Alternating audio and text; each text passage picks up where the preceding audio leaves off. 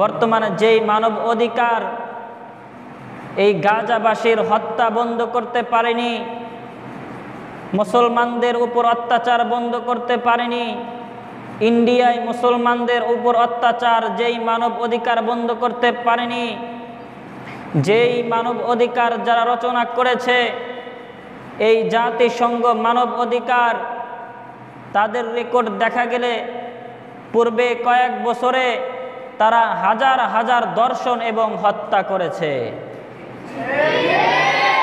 সুতরাং যেই সমস্ত জাতিসংঘ মানব অধিকার বাংলাদেশে স্থাপন করতে চাচ্ছে, যাদের ব্যাকগ্রাউন্ডে শুধু ধর্ষণ আর অত্যাচার এবং মৃত্যুর ঘটনা রয়েছে, আমরা প্রস্তুত থাকব।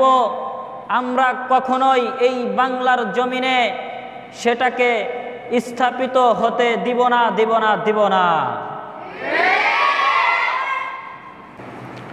মুহতারাম হাজিরিন, মহান আল্লাহ পাক রব্বুল আলামিনের অশেষ মেহেরবানি, যেই আল্লাহ পাক রব্বুল আলামিন আমাদেরকে আজকে এই প্রোগ্রামে থাকার তৌফিক দান করেছেন।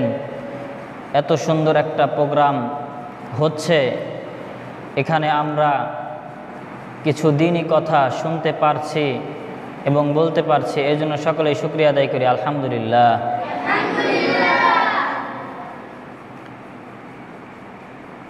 প্রথমে একটি আমি আয়াত তেলাওয়াত করেছি, ওয়াকুল জাআল হাক্কু ওয়া যাহাকাল বাতিল ইন্নাল বাতিলা কানা যাহুকা।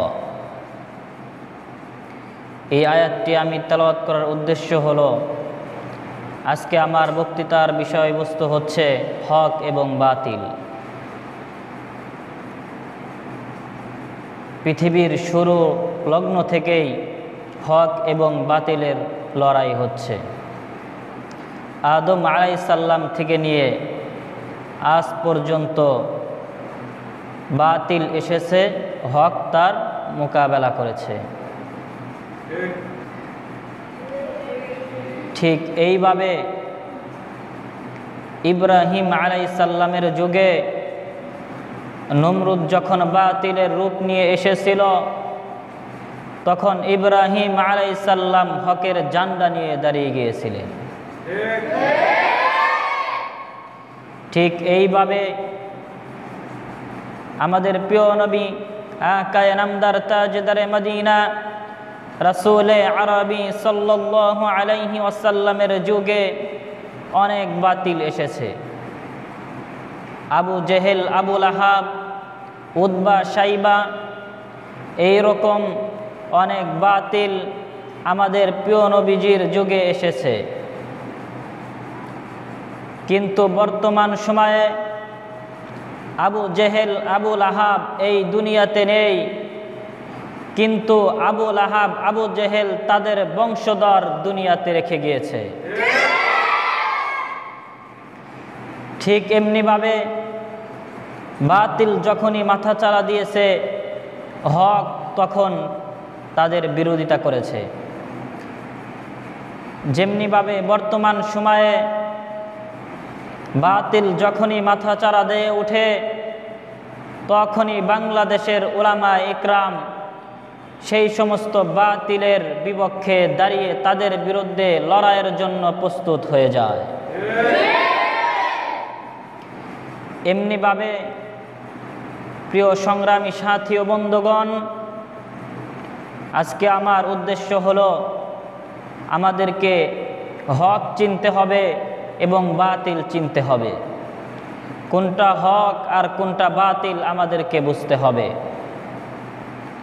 আল্লাহ তাআলা আমাদেরকে বিবেক বুদ্ধি দান করেছেন, হক এবং বাতিল এইটা যেন আমরা পার্থক্য করতে পারি। কারণ বাতিলকে যদি আমরা প্রশ্রয় দেই, তাহলে এই বাতিল ইসলামকে দমন করার চেষ্টা করবে। কিন্তু আমাদেরকে মনে রাখতে হবে, আল্লাহ তাআলা আমাদেরকে দুনিয়াতে পাঠিয়েছেন তার ইবাদত করার জন্য। সুতরাং আমরা মনে করতে পারি আমরা আল্লাহ তাআলার ইবাদত বন্দেগী করব, দুনিয়া আর কিছু করব না। এই চিন্তা ভাবনা যদি আমরা করি তাহলে এটা আমাদের ভুল ধারণা। কারণ আল্লাহ তাআলা শুধু আমাদেরকে ইবাদত বন্দেগীর কথা বলেন নাই, বরং যুগে যুগে যেই সমস্ত নাস্তিক মুরতাদ কাফির মুশরিক ইসলামকে দমন করার চেষ্টা করেছে, ঠিক সেই সময়ে হকের ঝান্ডা নিয়ে কেউ না কেউ তাদের বিরোধিতা করেছে। ঠিক আমাদেরকে মনে রাখতে হবে, যখন আমাদের ইসলামের বিরুদ্ধে, কোরআনের বিরুদ্ধে, আল্লাহ তাআলার বিরুদ্ধে, হকের বিরুদ্ধে কথা বলবে, তার বিরুদ্ধে সাথে সাথে রুখে দাঁড়াতে হবে। আল্লাহ পাক রব্বুল আলামিন দুনিয়াতে আমাদেরকে কেন পাঠিয়েছেন এবং কিসের জন্য আমাদেরকে পাঠিয়েছেন, আর আমরা দুনিয়াতে কি করছি এবং কি নিয়ে আমরা দুনিয়া থেকে যাব। বর্তমানে এমনও নাস্তিক মুরতাদ বের হয়েছে যারা আমাদের প্রিয় নবীজির বিরুদ্ধে কথা বলে, কিন্তু সংগ্রামী সাথী ও বন্ধুগণ, সকলকে উদ্দেশ্য করে বলবো, যখনই যেই নাস্তিক মুরতাদ পৃথিবীর যেই প্রান্ত থেকে আমার আল্লাহর বিরুদ্ধে, আমার নবীর বিরুদ্ধে, কুরআনের বিরুদ্ধে কথা বলবে, তার বিরুদ্ধে সাথে সাথে অ্যাকশনে নামতে হবে। আল্লাহ পাক রব্বুল আলামিন আমাদেরকে দুনিয়াতে পাঠিয়েছেন তার দ্বীনকে প্রতিষ্ঠা করার জন্য। সুতরাং আমরা ইলম অর্জন করছি, এই ইলম আমরা কিভাবে কাজে লাগাবো এইটা আমাদেরকে চিন্তা করে বের করতে হবে। কিভাবে ইসলামের দাওয়াত আমরা অন্যের কাছে পৌঁছে দিব। কারণ বর্তমান পরিস্থিতি এমন হয়েছে, আমি দেখেছি শিশু বাচ্চা কয়েক বছরের আসিয়া, সে ধর্ষিত হয়ে হত্যা হয়েছে, এরপরে আর জানি না। আমি দেখেছি এই বাংলার জমিনে অনেক ধর্ষণ হয়েছে, এরপরে মিছিল হয়েছে, কিন্তু এরপরে বিচার হয়েছে কিনা আমার জানা নেই। এমনিভাবে হাজারো অন্যায় চাপা পড়ে যাচ্ছে। এমনিভাবে কিছুদিন পূর্বে পাথর মেরে একজন ভাইকে শহীদ করা হয়েছে, বর্তমানে এই বিষয়টাও চাপা মারা হয়েছে। এমনিভাবে একটার পর একটা অন্যায় করেই যাচ্ছে, কিন্তু এর বিচার আমরা দেখতে পাচ্ছি না। সুতরাং আমাদেরকে বসে থাকলে চলবে না, আমাদেরকে জাগ্রত হতে হবে, আমাদেরকে প্রস্তুত নিতে হবে। কারণ সামনে হক আর বাতিলের লড়াই হবে, আমাদেরকে বেছে নিতে হবে আমরা হকের পথে থাকব নাকি আমরা বাতিলের পথে থাকব। যদি আমরা হকের পথে থাকতে পারি তাহলে আমরা জান্নাতে যেতে পারব। সুতরাং আমাদেরকে মনে রাখতে হবে, যখনই যে কেউ ইসলামের বিরুদ্ধে কথা বলবে তখন তাদেরকে বলে দিতে হবে, আমরা টুপি আর পাগড়ি মাথায় দিছি, টুপি আর পাগড়ি মাথায় দিয়েছি, এইটা শুধু নবীর সুন্নত এই জন্য নয়। যদি ইসলামের বিরোধিতা করো, যদি ইসলামের বিপক্ষে যাও, কোরআন হাদিসের বাহিরে যদি কোনো কথা বলো, কোরআন হাদিসের বিরুদ্ধে যদি কোনো কথা বলো, তাহলে এই পাগড়ি আমরা মাজায় বেঁধে মাঠে নামতে বাধ্য হব। কারণ কবি বলেছেন, আই তয়ের লাহতি উস রিস্ক সে হাই মোতি अच्छी जिस रिस्क से आती है परवाज में कोताही। কবি বলেন, পাখির বৈশিষ্ট্য হলো উড়তে পারা, সুতরাং কোনো পাখি যদি খাদ্য খাওয়ার পর উড়তে না পারে তাহলে সেই পাখির জন্য বেঁচে থাকার চেয়ে মৃত্যুবরণ করাটাই উত্তম। ঠিক এমনিভাবে আল্লাহ তাআলা আমাদেরকে ইলম দান করেছেন ঘরে বসে থাকার জন্য নয়। সুতরাং কেউ যদি ইসলামের বিরোধিতা করে আমাদেরকে ঘরে বসে থাকা চলবে না, আমাদেরকেও মাঠে নামতে হবে। আমাদেরকেও হকের পথে থেকে বাতিলের বিরোধিতা করতে হবে। সুতরাং আমাদেরকে মনে রাখতে হবে আল্লাহ তাআলা কোন উদ্দেশ্য নিয়ে আমাদেরকে দুনিয়াতে পাঠিয়েছেন।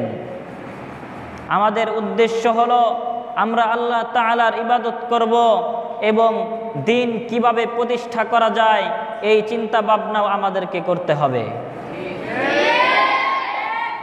কারণ হাজারো দোষ এখন চাপা পড়ে যাচ্ছে, এই দোষের বিচার হচ্ছে না।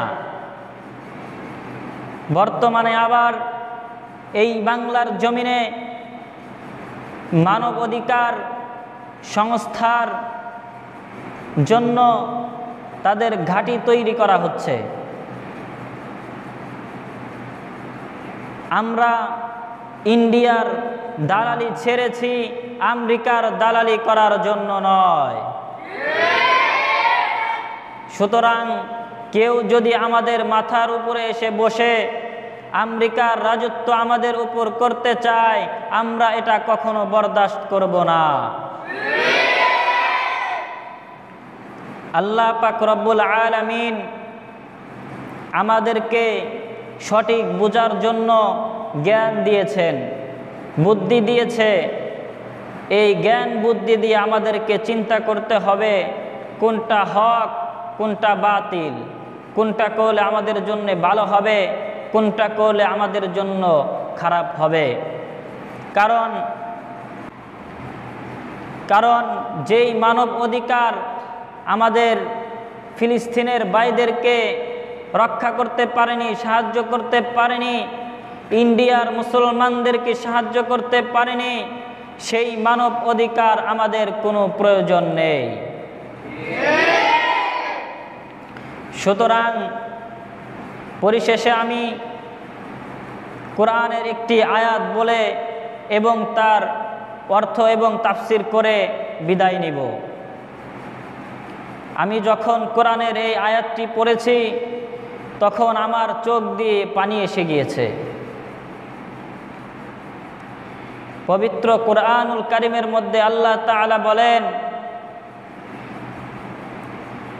হে আমার বান্দা, আমি কি তোমার রব নই? তাহলে আমাকে ছেড়ে তোমরা কোথায় যাও? তুমি কি দেখো না তোমার প্রতিদিনের গুনাহ আমার কাছে আসে, এরপরেও আমি তোমার রিজিকের ব্যবস্থা করে দেই ফেরেশতাদের মাধ্যমে। আমরা হাজার শত শত গুনাহ করি, এরপরেও আল্লাহ তাআলা আমাদের রিজিক বন্ধ করেননি। আল্লাহ তাআলা আমাদের রিজিক চালু রেখেছেন। সুতরাং এই দুনিয়াতে যদি কেউ আমাদেরকে সামান্য কিছু টাকা দেয়, আমরা তার জন্য কাজ করি। আমরা অফিসে চাকরি করি, আমাদেরকে মাস শেষে বেতন দেয়। আমরা গার্মেন্টসে চাকরি করি, আমাদেরকে মাস শেষে আমরা টাকা পাই। আমরা মাদ্রাসায় খেদমত করি আল্লাহ তাআলার জন্য, কিন্তু এরপরেও মাস শেষে যখন আমাদের হাতে হাদিয়া আসে তখন আমরা খুশি হই। সর্বোপরি আমি যেটা বোঝাতে চেয়েছি, দুনিয়ার কেউ যদি আমাদেরকে সামান্য কিছু অর্থ দেয়, আমরা তার জন্য চাকরি করি, তার জন্য কাজ করি, কিন্তু একবার কি আমরা চিন্তা করে দেখেছি যেই আল্লাহ তাআলা আমাদেরকে হাত দিয়েছে, যেই আল্লাহ তাআলা আমাদেরকে পা দিয়েছে, যেই আল্লাহ তাআলা আমাদেরকে মুখ দিয়েছে কথা বলার জন্য, সেই আল্লাহ তাআলার বিরুদ্ধে কেউ যদি কথা বলে তাহলে আমাদেরকে বসে থাকা চলবে না, চলবে না। কারণ আমরা যদি দুনিয়ার মানুষের সামান্য অর্থ পেয়ে গোলামি করতে পারি, তাহলে যেই আল্লাহ তাআলা আমাদেরকে এত বড় নিয়ামত দিয়েছে, আমরা কেন তার গোলামি করতে পারবো না? সুতরাং আমাদেরকে মনে রাখতে হবে আল্লাহ তাআলা আমাদেরকে কিসের জন্য দুনিয়াতে পাঠিয়েছেন আর আমরা কি করতেছি। আমাদেরকে হকের রাস্তা বেছে নিতে হবে। আল্লাহ তাআলা আমাদেরকে হকের উপর চলার তৌফিক দান করুক। আমিন। ওয়া আখিরু দাওয়ানা আনিল হামদুলিল্লাহি রাব্বিল আলামিন।